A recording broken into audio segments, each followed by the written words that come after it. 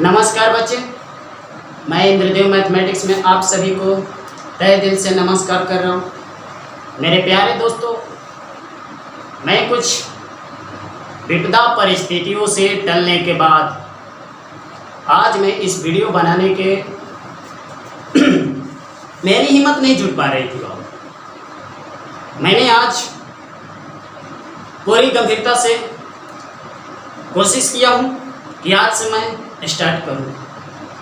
आप मेरा सहयोग अवश्य करेंगे और लाइक और शेयर में कोई कमी नहीं करेंगे। व्यू ज़्यादा से ज़्यादा बढ़ाएंगे, मेरे शेयर को भी ज़्यादा से ज़्यादा बढ़ाएंगे। मेरा कोई शेयर चैनल में कोई अभी तक ज़्यादा नहीं है, मैं न्यू अभी तक था। 10-20 वीडियो मेरा भी होगा।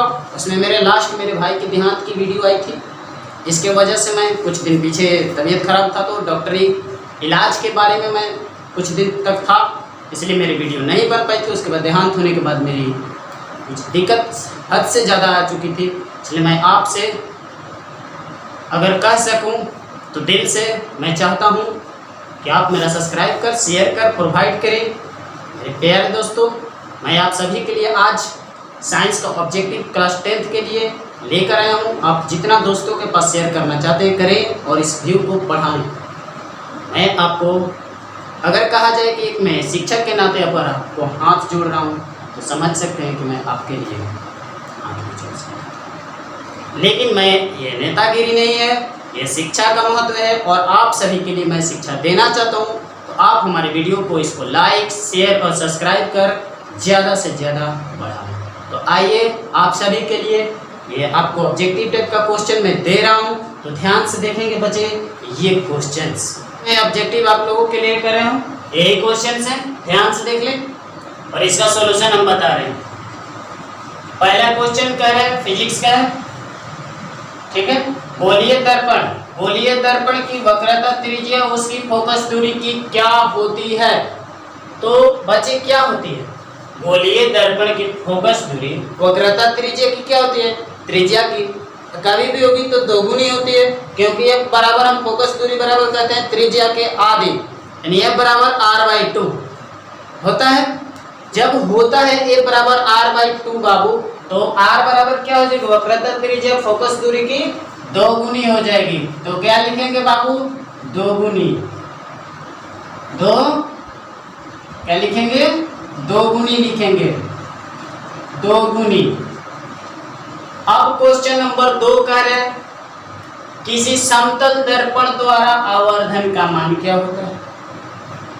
क्वेश्चन कह रहा है कि किसी भी समतल दर्पण पर आवर्धन का मान क्या होगा? तो बाबू हम सब जानते हैं कि आवर्धन का मान कितना आएगा? +1। अब यहाँ पर क्वेश्चन नंबर 3 कह रहे हैं पानी में प्रकाश की चाल क्या होती है? पानी में प्रकाश का चाल कितना होता है? ठीक है, तो पानी में प्रकाश की चाल कितना होता है बाबू? चाल निकालना है, तो हम जानते हैं कि 225 यानी 2 लाख 2.5 लाख, यही ना बाबू? 2,25,000। इसको हम अगर कहें कि ये किलोमीटर प्रति सेकंड है, तो मीटर प्रति सेकंड क्या हो जाएगा? तो आप जानते हैं कि 2.25 गुणे 10 के पावर 8 मीटर प्रति सेकंड। अब ये जानना चाहते होंगे कि मीटर प्रति सेकंड आता कैसे? तो बाबू 3 को यहाँ पर है, किलोमीटर को मीटर में बदलेंगे तो 3 आएगा और 0, 1000 से गुना करेंगे ना, तो ठीक है। तो बाबू 3 दूनी 6 आया, और ऊपर 2 से 10 के पावर 2 से, और नीचे भी 10 के पावर 2 से गुना करें तो 6 2 8 ऊपर हो जाएगा, नीचे 2 वाला पॉइंट हमारा यहाँ पर आकर बैठा देगा। ठीक है, अगला क्वेश्चन ध्यान से समझेंगे। पानी का अपवर्तनांक पूछा है, तो बच्चे किसी का भी अपवर्तनांक हमें निकालना हो, जिसका अपवर्तनांक निकालना है उसको चाल के ऊपर लिखेंगे और निर्वात में चाल, जो प्रकाश की चाल होती है, उसके मान से भाग देंगे तो हमारा पानी का अपवर्तनांक होगा। और पानी का अपवर्तनांक क्या होता है? 1.33, या आप कह सकते हैं 4/3, यानी 4/3 गुना भी होता है। ठीक है, एग्जाम में कहेगा कितनी गुनी होती है, पानी का अपवर्तनांक कितना गुना होता है? हाँ, होती है। ये हमें पूरी तरह से समझना है कि होती है। कितना होता है? 4/3 गुना। मान कितना होता है? 3.14 भाग देंगे वही आएगा। अगला क्वेश्चन नंबर 5 का प्रिज्म का अपवर्तनांक कितना होता है? प्रिज्म का अपवर्तनांक 60 डिग्री होता है। लेंस की वृत्तीय परिधि के व्यास को उसको क्या कहते हैं? वृत्तीय परिधि के व्यास को क्या कहते हैं बाबू? केंद्रक। क्या कहते हैं? केंद्रक कहते हैं। अगला क्वेश्चन देखेंगे, क्वेश्चन नंबर 7। लेंस की क्षमता क्या होती है? लेंस की क्षमता सभी कोई जानते हैं कि डायोप्टर होती है, और क्या हो सकता है? तो एग्जाम में डायोप्टर ना देकर देता है कि मीटर में मीटर इनवर्स, मीटर स्क्वायर 1/मीटर को ही मीटर इनवर्स करते हैं। ठीक है, बहुत सारे घुमा सकता है। लेंस की क्षमता का मात्रक क्या है? डायोप्टर। क्या है? डायोप्टर। यहाँ पर मान भी पूछा, अगर हम कहीं यहाँ पर ना होकर मात्रक नहीं पूछा, मान पूछा है तो हम क्या लिखेंगे? 1/f। 1/f के बराबर होता है। ठीक है, लेंस की क्षमता का मात्रक पूछे तो हम यहाँ पर मीटर इनवर्स भी दिखा सकते हैं या डायोप्टर भी दिखा सकते हैं। आगे कह रहे हैं अगला क्वेश्चन नंबर 9, ध्यान से समझेंगे। E बराबर mc² किसके किसने व्युत्पादित किया? क्वेश्चन कह रहे हैं E बराबर mc² किसने व्युत्पादित किया? तो बाबू आइंस्टीन ने किया था। ये हमारे आइंस्टीन साहब ने किए थे। आइंस्टीन। ठीक है, कोनों का देश किसे कहा जाता है? ये फिजिक्स का ही भाग है। हमारे फिजिक्स में लास्ट में 6 चैप्टर जो है उसमें से ये पूछा हुआ है। ठीक है, तो कोनों का देश किसे कहा जाता है?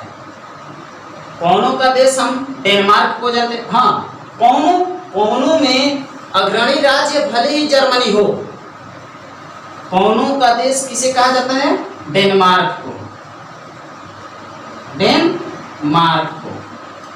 आगे क्वेश्चन नंबर देखेंगे, बहता पानी।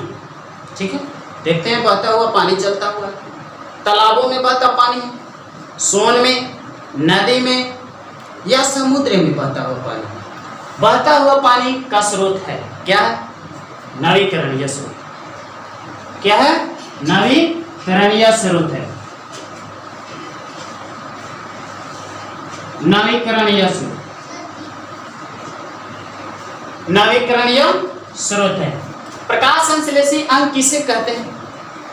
आपसे क्वेश्चन एग्जाम में पूछेगा प्रकाश संश्लेषी अंग किसे कहते हैं। ठीक है, प्रकाश संश्लेषी कौन सा अंग होता है? हमारा पत्ती होता है। पेड़ का जो पत्ता होता है वही पत्ती की हम बात कर रहे हैं। ठीक है, पत्ती होता है। पत्ती को क्लोरोफिल भी आप कह सकते हैं। ठीक है, आहार नल का पहला भाग क्या होता है? कुछ लोग हाथ मार देते हैं, हाथ पर आंसर मार देंगे। कुछ लोग अब यहाँ से बाबू हम डालेंगे तो इसे हम क्या कहते हैं? इसको क्या कहते हैं? मुख है। तो मुख से यानी मुख गुहा लिख सकता है, मुख लिख सकता है उसे। दांत कितने प्रकार के होते हैं? कुछ लोग तो सोचते हैं कि दांत 32 होती है, बचपनावस्था में 20 होती है, शिशुअवस्था में। तो बच्चे की दांत बाबू 4 प्रकार की। सिंपली ये जानेंगे कि कितने प्रकार की? 4 प्रकार। अगला क्वेश्चन है किण्वन की क्रिया क्या होती है? तो किण्वन की क्रिया क्या होती है? किसमें होती है? किसमें होती है? सॉरी, किण्वन की क्रिया किसमें होती है बाबू? तो ईस्ट में होती है। ईस्ट में। अगला क्वेश्चन नंबर 16 ध्यान से देखेंगे। करे अधोगामी कोलन किसमें खुलता है? तो अधोगामी कोलन किसमें खुलता है बाबू? रेक्टम में। हम लोग पढ़ चुके हैं, रेक्टम में। अब आगे मेरे प्यारे बच्चे, अगर आप अभी तक इस चैनल को सब्सक्राइब नहीं किए तो सब्सक्राइब कर लें। और हम आप लोगों से विश्वास यही जानना चाहते हैं कि आप जितना से जितना शेयर करें कि हमें व्यू मिले। अगर व्यू नहीं मिलता है तो हम पीछे की तरह वीडियो मेरी बंद भी हो सकती है। जब व्यू ही नहीं मिलेगा, हम देख ही नहीं पाएंगे हमारे व्यू, कुछ लाइक्स, तो हमें क्या फ़ायदा है बनाने से? अरे जब फ्री में मिल रहे तो लाभ उठाइए और उसे प्रोवाइड कीजिए इतना कि बढ़ते हुए जज्बा के साथ बच्चे हमारे पूरे जो भी साथी दोस्त हों उसको भी अच्छे रिजल्ट करके पाए और इस कोरोना महामारी में और अच्छी रिजल्ट बन सके। ठीक है, तो आप ज़्यादा से ज़्यादा प्रोवाइड करें, यानी दोस्तों के पास भेजें, शेयर करें। ठीक है। तो अगला क्वेश्चन ध्यान से देखेंगे, क्वेश्चन नंबर 18 करे CU में 17, ध्यान से थोड़ा सा, सॉरी बाबू, 17 नंबर क्वेश्चन पे हम समझ लेंगे। खून का पीएच मान क्या होता है? हमारी खून की बात की जा रही है, ठीक है, खून की बात। खून का पीएच मान क्या होता है? 7.6।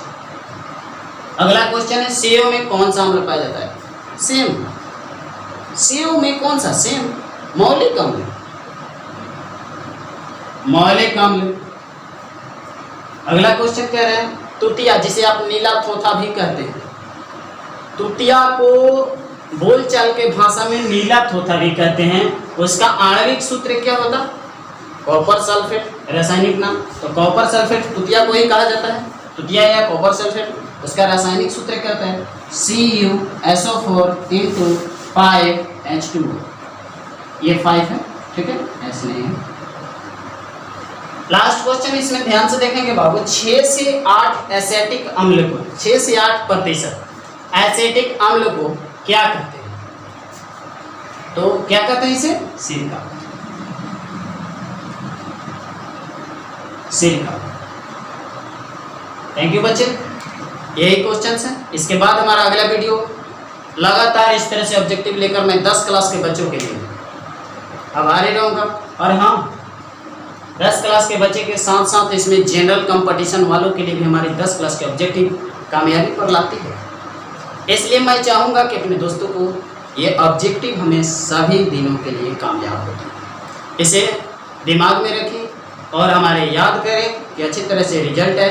ठीक है बच्चे, तो आप हमें सब्सक्राइब कर लिए होंगे इस चैनल को, और सब्सक्राइब के साथ साथ लाइक शेयर कर भी चुके होंगे। इसलिए मैं चाहता हूँ कि आप इस चैनल को इतना सब्सक्राइब करें कि पीछे का मैं जो दुखित अवस्था से निकला हूँ, इसे मेरा सहयोग दे। थैंक यू बच्चे।